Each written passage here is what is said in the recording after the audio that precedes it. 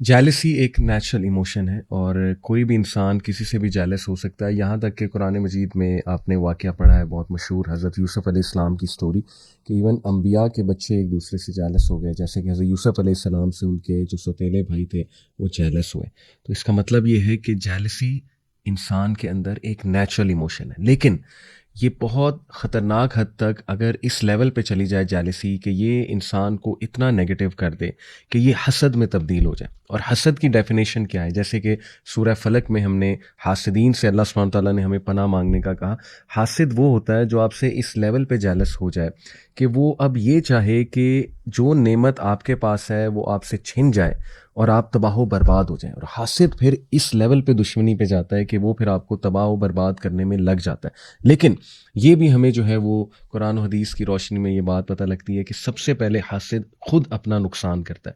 سب سے پہلے تو وہ اپنے تمام جو نیک اعمال ہیں، اوبیسلی نبی صلی اللہ علیہ وسلم نے کہا نا کہ جس طرح سے حسد جو ہے وہ نیک اعمال کو کھا جاتا ہے، اور بالکل ہی اسی طرح جس طرح سے دیمک جو ہے وہ لکڑی کو کھا جاتی ہے، تو پتہ بھی نہیں لگتا انسان کو اس کے نیک اعمال جو ہے وہ اس طرح سے ختم ہو رہے ہوتے ہیں، اللہ معاف کرے۔ اس کے بعد اس کی پرسنالٹی پہ اس کے بہت نقصانات ہوتے ہیں، کیونکہ حاسد انسیکیور ہوتا ہے۔ ایک جیلس انسان ایک انسیکیور انسان ہے جس کی اپنی بہت سی انسیکیورٹیز ہوتی ہیں۔ شاید اس کے ساتھ ٹریٹمنٹ کبھی غلط ہوئی ہو تو اب وہ چاہتا ہے کہ دوسروں کو اچھی ٹریٹمنٹ نہ ملے، تو سارے کے سارے جو نقصانات ہیں حسد کے وہ سب سے پہلے حاسد کے اوپر ہوتے ہیں۔ تو یہ تو سب سے پہلے ہمیں سب کو سوچنا چاہیے اس کے اوپر۔ اس کے بعد جیلسی اتنی بری چیز ہے اگر یہ اس لیول پر پہنچ جائے جو میں نے آپ کو کہا۔ ایک تو ہے نا کہ نیچرل جیلسی کبھی کبھی بھائی کو بھائی سے ہو جاتی ہے، ایسے نیگیٹو کچھ ایموشنز آ جاتے ہیں مائنڈ میں، رائٹ، اور یہ فطری بھی ہیں، لیکن ان کو کنٹرول کرنا، اعوذ باللہ پڑھنا، ان کے خلاف جہاد کرنا، یہی تو اصل میں وہ کام ہے۔ جہاد بن نفس اسی کو کہتے ہیں نا، اور جہاد بھی شیطان کے خلاف بھی یہ جہاد ہے۔ تو بہرحال جیلسی کا ایک بہت بڑا نقصان یہ ہے کہ جیلسی ہماری ججمنٹ کو ہیمپر کرتی ہے اور جیلسی ہمیں حق تک پہنچنے میں روکتی ہے۔ آپ دیکھیے کہ جوز کو عرب سے جیلسی ہوئی اور انہوں نے صرف جیلسی کے بیس پہ نبی اکرم صلی اللہ علیہ وسلم کو آخری نبی قبول نہیں کیا، حالانکہ انہیں پتہ تھا، وہ کہتے تھے یہی ہے، ہمیں پتہ یہی ہے کہ، لیکن ہم نے اس کو قبول نہیں کرنا ہے بیکاز آف جیلسی۔ تو اللہ معاف کرے، ایسا نہ ہو کہ ہماری جیلسی ہمیں اتنا نیگیٹو بنا دے کہ ہم حق کو بھی ریجیکٹ کرنے لگیں۔ تو اس کا سلوشن کیا ہے؟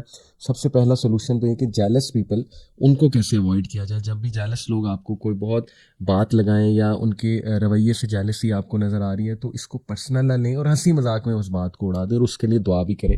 Number 2، love for others what you love for yourself. Practice کریں، اس حدیث کو انٹرنلائز کریں کہ دوسروں کے لیے بھی وہی پسند کرو جو اپنے لیے پسند کرتے ہو۔ اوبیسلی اس سے آپ کی جیلسی ختم ہوگی۔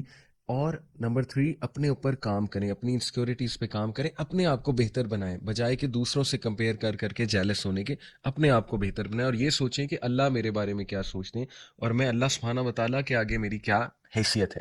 اور پھر یہ یاد رکھیے، اللہ جس کو چاہتا ہے نوازتا ہے، اس لیے جیلس ہونے کا فائدہ نہیں ہے۔ اللہ جس کو چاہتا ہے دیتا ہے، جو آپ کو دیا ہے وہ بھی اللہ کی طرف سے ہے، جو دوسرے کو دیا ہے وہ بھی اللہ نے اس کو دیا ہے، تو جیلس ہونے کی کیا ضرورت ہے؟